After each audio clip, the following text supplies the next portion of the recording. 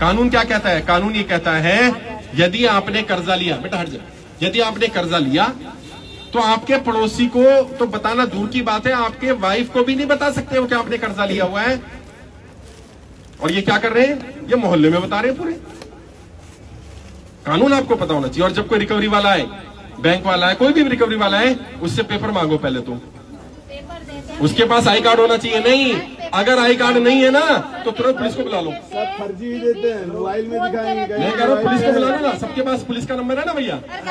अगर सुनो ना, मैं तरीका बता रहा हूँ भाई, प्रॉब्लम पे बात मत करो। दो तरीके होते हैं। मैं आचार्य चाणक्य का शिष्य हूँ। आचार्य चाणक्य कहते हैं तो समस्या पे बात कर लो, 4 घंटा 6 घंटा करते रहोगे कोई समाधान नहीं मिलेगा, या समाधान पे बात करो। मैं तो समाधान बता रहा हूँ। जब कोई रिकवरी वाला आए सबसे पहले उससे पूछो भैया आई कार्ड दिखा। वो कि वैसा आपका लोन, मैं बात ही नहीं करूंगा लोन वोन कौन सा, आई कार्ड दिखा। तू आया कहां से? आपके बैंक से आया ना, तो बैंक का दिखा। वो कह नहीं जी बैंक से नहीं आया, क्योंकि ज्यादातर रिकवरी वाले बैंक के नहीं है, थर्ड पार्टी है। वो दिखाएगा जी XYZ कंपनी। उसको बोल मैं तो जानता नहीं इस कंपनी को, मैंने लोन लिया HDFC से, ये कंपनी वाला मेरे को क्यों परेशान कर रहा है? वो कह जी हमारी कंपनी को काम दिया रिकवरी का। बात सही है, दिया जा सकता है ना। आपकी कंपनी को काम दिया, उसका लेटर दिखा। कहां पे लिखा है कि तेरी कंपनी को काम दिया? प्रूफ दिखा भाई। समझ रहे हो ना? थोड़ा कानून समझना पड़ेगा भाई थोड़ा सा, क्योंकि लड़ाई ऐसे नहीं लड़ी जाएगी। क्योंकि अगर तुम समझोगे नहीं ना तो तुम्हें मूर्ख बना देंगे। अब वो लेटर दिखाएगा। अब उसको बोलो DRA का लाइसेंस दिखा। DRA क्या होता है? Date recovery agent. जो भी रिकवरी एजेंट बनता है उसको एक लाइसेंस लेना पड़ता है। हर व्यक्ति को लाइसेंस लेना पड़ता है। आपके घर आने वाला कोई भी रिकवरी एजेंट बिना DRA लाइसेंस के आ ही नहीं सकता। अगर आ रहा है तो वो इलीगल है। और ये RBI की गाइडलाइंस है, मैं अपनी तरफ से नहीं बना रहा। क्या बोलते हैं इसको? DRA, याद रखना, शॉर्ट में याद रहेगा ना। DRA फुल फॉर्म होती है डेट रिकवरी एजेंट। तो जो रिकवरी एजेंट होता है उसका एक सर्टिफिकेट होना चाहिए और हमेशा उसे अपने पास रखना होता है। वो सर्टिफिकेट कैसे मिलता है थोड़ा बता देता हूं। जो भी व्यक्ति, जैसे मान लो मैं कहता हूं मैं रिकवरी एजेंट बनना चाहता हूं, तो क्या मैं डायरेक्ट बन जाऊंगा? नहीं, मुझे पहले वो कुछ कोर्स देंगे पढ़ने के लिए। उस कोर्स में रूल्स एंड रेगुलेशंस होंगे। उसके बाद मेरा एक टेस्ट लेंगे कि मैं इन रूल्स एंड रेगुलेशन को याद कर चुका हूं कि नहीं कर चुका हूं। टेस्ट अगर मैं पास कर लूंगा तो मुझे वो सर्टिफिकेट मिलेगा। और जिसके पास DRA का लाइसेंस या सर्टिफिकेट होगा वो गाली गलौज बदतमीजी कर ही नहीं सकता, क्योंकि उसमें लिखा है अगर आपके पास DRA का सर्टिफिकेट है और आपने गाली गलौज बदतमीजी की, आपका सर्टिफिकेट रद्द हो जाएगा। वो रिकवरी नहीं कर सकता। मैं नहीं बेटा, कॉल करो इसको, कॉल करो। मैं ऐसे बात नहीं करूंगा, स्पीकर पे बात करो। हाँ बात छोड़ो ना, आप स्पीकर पे लगाओ, आप ही बात करो ना। भैया मेरे बच्चों को लेने कब आ रहा है? मैं यहाँ पे खड़ी हूँ। अभी 2 चीजें और, क्योंकि जो जानकारी देनी है ना वो जरूरी है। अगर डेट रिकवरी एजेंट लाइसेंस है उसके पास, और लाइसेंस लेने के बाद वो गाली गलौज करता है, बदतमीजी करता है, तो उसका लाइसेंस कैंसिल हो जाएगा। ये आपको रूल पता होने चाहिए।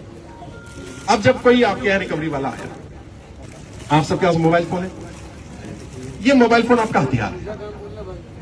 जैसे आए ना तुरंत फोन का वीडियो रिकॉर्ड करके फोन जेब में रख लो, ऊपर बताओ भी नहीं, चालू रखो। आजकल तो पता भी नहीं चलता रिकॉर्डिंग हो रही कि नहीं हो रही है।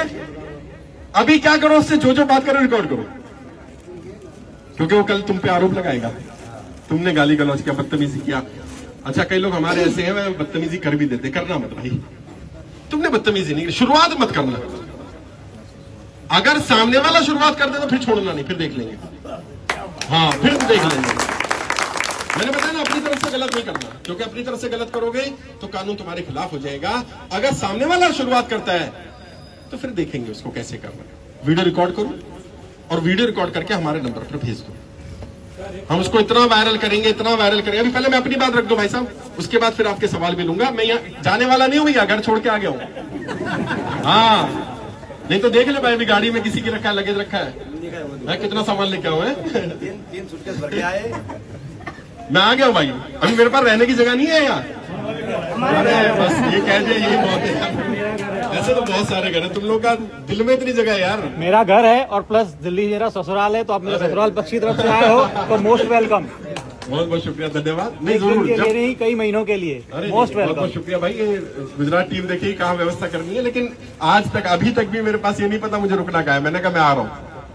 दूसरी चीज का क्या ध्यान रखना, ये भी बड़ी चीज है, इसके बारे में भी लोगों को नहीं पता। और जो लोग ज्यादातर जिनकी गाड़ियां छीन लेते हैं सड़क चलते, घर आकर के आपका घर सील करने का झूठी धमकी देते हैं, नोटिस लगा के चले जाते हैं। जब भी आपके पास कोई नोटिस आता है, खासकर से वो लोग जिनकी प्रॉपर्टी बैंक में मोर्टगेज है, वो ध्यान रखो। प्रॉपर्टी मोर्टगेज के रूल ऐसे हैं, एक बार आपने प्रॉपर्टी रख दी तो आप समझ लीजिए इतना बड़ा क्राइम आपने कर दिया है। मोर्टगेज का तो टर्म का मतलब भी नहीं पता, टर्म ऐसी रखी है आम जनता को समझ में ना आए। मोर्टगेज का मतलब पता क्या है? मोर्टगेज का मतलब बताओ। मैंने अपनी प्रॉपर्टी मोर्टगेज की, इसका मतलब क्या है? मैंने अपनी प्रॉपर्टी जब्ती करवाई है। मोर्टगेज मतलब जब्ती होता है। आपने उसी दिन तो लिख के दे दिया कि मैंने जब्त करवा दी। मोर्टगेज मतलब जब्ती है। और उसमें क्या लिखा है? रूल ये है, अगर आपका अपना भी घर है और आपने उसको मोर्टगेज कर दिया तो आप उसमें अगर व्हाइट वॉश भी करवाओगे, पेंट भी करवाओगे ना, तो बैंक को पहले पूछना पड़ेगा। क्यों? क्योंकि अब उस प्रॉपर्टी के मालिक आप नहीं हैं, अब बैंक इस प्रॉपर्टी का मालिक। इसलिए अभी बता रहा हूं, रूल्स पहले सुन लो, लूंगा तुम्हारे सवाल लूंगा सबके भाई। अभी क्या करना है तुम्हें समझना है कि जो बैंकों के रूल है उस रूल को समझो। बैंक सीधा आपकी प्रॉपर्टी पे कब्जा नहीं करता। पहली बात तो मोर्टगेज लोन लेना नहीं चाहिए, बहुत जरूरत हो तो लो, और लो तो कितना लो? जो तुम्हारी प्रॉपर्टी की वैल्यू है उसका 80% 85% लोन ले लो। लोग क्या करें, 1 करोड़ की प्रॉपर्टी है, 10 लाख का लोन ले लिया। मैंने पूछा क्यों? कह साहब 10 की जरूरत थी। अरे तेरे को तो 10 की जरूरत थी, अब तू सोच 10 लाख के चक्कर में तूने 1 करोड़ रुपए जब्ती करा दिया। कल को बाउंस हो जाएगा तो कितना जाएगा पता है? 1 करोड़ ही जाएगा। बैंक रहम नहीं करेगा, तेरी 1 करोड़ की प्रॉपर्टी है। तो पहली बात तो लेना नहीं। दूसरा, लेना तो क्या लेना? 80% 90% जितना मिल जाए उतना लेना, ताकि लेके जाएगा ना ले जा, थोड़ा सा नुकसान होगा। तीसरा क्या करना, अगर कोई home loan, housing loan, mortgage loan चल रहा है, किस्त बाउंस मत होने देना। कोशिश करना किस्त बाउंस नहीं होनी चाहिए। 1 हो जाए गलती से तो 2 तो बिल्कुल नहीं होनी चाहिए, क्योंकि 2 तक तो फिर भी राहत है। अगर गलती से 3 किस्त बाउंस हो गई तो अब आपका सरफेसी एक्ट लागू हो जाएगा। ये सरफेसी एक्ट क्या होता है? वैसे सरफांसी एक्ट कहता हूं, क्योंकि फांसी का फंदा है। क्या हो जाता है?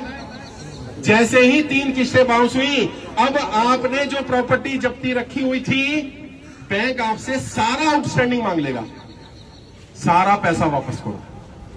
अबे जो 3 किस्त नहीं दे पा रहा वो सारा कैसे देगा यार? ये कानून किसने बनाया मुझे समझ में नहीं आता। मैं एक बैंक के अधिकारी से मिला, मैंने भाई एक बात बताओ, 3 किस्त बाउंस होने के बाद आप कौन सा नोटिस देते हो? कहते हम सिंबॉलिक पोजीशन 13(2) का नोटिस देते हैं। मैंने उसमें क्या मांगते हो? कह रहे सारा पैसा मांगते हैं। मैंने दिमाग है, रोटी खाते हो कि गोबर खाते हो? कह रहे क्यों? मैंने जो किस्त तो दे नहीं पा रहा, पूरा पैसा कैसे देगा भाई? कह रहे तो क्या होना चाहिए? मैंने कम से कम ये होना चाहिए, तेरी 3 महीने की बाकी है, 3 महीने का पहले पैसा दे, नहीं तो तेरी जब्ती करेंगे, ताकि उसको डर बैठे। उसको तुम सारा पैसे का मांग लेते हो यार, और जिसका व्यापार बंद हो गया, कोई काम धंधा नहीं है, कुछ नहीं है, तो क्या करेगा? वो प्रेशर में आ जाएगा। तो सरफेसी एक्ट बहुत खतरनाक एक्ट है। फिर भी 13(2) का नोटिस आ जाए तो तुरंत किसी वकील को, हमारी टीम जो है वो फ्री में हेल्प कर देगी, लेकिन आपको डीआरटी में केस जाएगा तो वकील को करना पड़ेगा। डीआरटी में भी कहना नहीं चाहिए, कई वकील साथी भी यहां नाराज हो जाएंगे, लेकिन बहुत सारे वकील भी गड़बड़ कर रहे हैं। सच्चाई बता रहा हूं। बंदा कहां मर रहा है मतलब मैं बता नहीं सकता बेचारा है? नहीं, एडवोकेट है डीआरटी के, ये तो ईमानदार है। ये ईमानदार है, वो खुद बताएंगे आपको। वो बता देंगे, उनसे पूछ लेना, अभी मैं मौका दूंगा उनको कि एक्चुअल में एडवोकेट भी गड़बड़ कर रहे हैं। वो मिल जाते हैं बैंक वालों से, क्योंकि बैंक वाले पैसा खिला देते हैं। आप कितना पैसा दोगे? तो कोशिश ये करनी चाहिए अपनी तरफ से किस्त बाउंस नहीं होने देनी। कोई नोटिस आए तो नोटिस को पढ़ना है। कई लोग यहां भी नोटिस लाएंगे, मेरे सामने खोलते हैं। मैंने कितने दिन पहले आया कर 3 महीने, मैंने पढ़ा भी नहीं तुमने? वो देख तो ले फांसी का है कि किसी चीज का है, कहां का है नोटिस? भाई नोटिस पढ़ लिया करो, नोटिस कोई फांसी का फंदा नहीं है। और जब कोई नोटिस कर रहा है, नोटिस भेज रहा है, तो जैसे बैंक नोटिस भेज रहा है तुम भी नोटिस भेज दो। तुम बैंक कह रहा है तुमने किस्त नहीं भरी, तुम अपना रीजन लिख के दो। क्यों? ताकि कल जब कोर्ट में जाएगा तो बैंक का भी प्रूफ होगा तो आपका भी प्रूफ होगा। भाई मैंने बैंक को पहले ही बताया था। एक डीआरटी का केस बता रहा हूं भाई साहब, बड़ा बढ़िया केस। व्यक्ति की नौकरी थी, नौकरी छूट गई, कंपनियां बंद हुई बहुत सारी, तो नौकरी छूटी लोगों की। उसने, क्योंकि हमारी वीडियो सुनी थी, उसने क्या करा, उसने बैंक में नौकरी का जब नोटिस आया छोड़ने का, 3 महीने का नोटिस होता ना, नोटिस पीरियड में ही बैंक को नोटिस भी भेज दिया और एक लेटर भी भेज दिया कि जी मेरा ये नौकरी का नोटिस आ गया है, 3 महीने मेरी नौकरी चली जाएगी, 3 महीने बाद मैं किस्त नहीं भर पाऊंगा जब तक मुझे नई नौकरी नहीं मिल जाती। बैंक को पता चल गया कि 3 महीने बाद किस्त तो आनी नहीं इसकी, लेकिन क्योंकि उसका केस ठीक चल रहा था तो बैंक वाले का फिर लेटर आया कि आपका तो रेगुलर केस चल रहा है, लोन चल रहा है, तो अभी तो आपसे कोई ऑब्जेक्शन नहीं करे, नहीं आज नहीं है, कल को होगा तेरे को, इसलिए बता रहा हूं। और फिर बैंक भी चला गया लेटर लेके। बैंक ने कहा भाई आप क्या चाहते हो, कह रहे भाई मुझे नहीं पता, 3 महीने में नौकरी मिल जाए, 6 महीने मिल जाए, हो सकता है ना मिले, कम से कम 1 साल का समय दो मुझे। उसने कहा जी 1 साल का तो ऐसा कोई प्रोविजन नहीं है, ये नहीं है, वो नहीं है। वो हर हफ्ते लेटर लिखता रहा, और सिर्फ बैंक को नहीं लिखा उसने, बैंक के सीनियर मैनेजर को, बैंक के रीजनल मैनेजर को, सब जगह लेटर भेज रहा है। उसको बुला लिया बैंक ने कि भाई क्या चाह रहा है तू, सब जगह कंप्लेंट कर रहा है, भाई सुनोगे नहीं तो क्या करूं, मेरी तो नौकरी चलेगी। बैंक ने कहा चल 6 महीने का समय दे रहे हैं, 6 महीने में तेरी नौकरी लग जाएगी, अगर नहीं लगती तो 6 महीने बाद आ जाइयो, फिर बता दियो, फिर कुछ कर लेंगे। और उसे 8 महीने का समय मिला। 8 महीने बाद जब नौकरी लग गई तो किस्त भरने लगा। क्यों? क्योंकि वो जागरूक था ना, उसे अधिकार पता था, अपने अधिकारों को जानना है। ये लड़ने का समय, डरने का समय नहीं है। और कर्जा, मैंने कहा ना, कर्जा लेना कोई अपराध नहीं है भाई। धूप हो रही है, थोड़ा सा इस साइड आ जाओ, तुम लोगों को धूप लग रही होगी यार, है? कर्जा लेना कोई अपराध नहीं है, और कर्जा नहीं चुका पा रहे ये भी कोई अपराध नहीं है। ये एक मिस्टेक है, गलती है, लेकिन ये अपराध नहीं है, तो फिर आपको अपराधी नहीं मानना। बाकी मैंने जैसा कहा मैं आ गया, अब तुम्हारे सवाल जवाब लेता हूं, किसको क्या क्या दिक्कत आ रही है बता दो।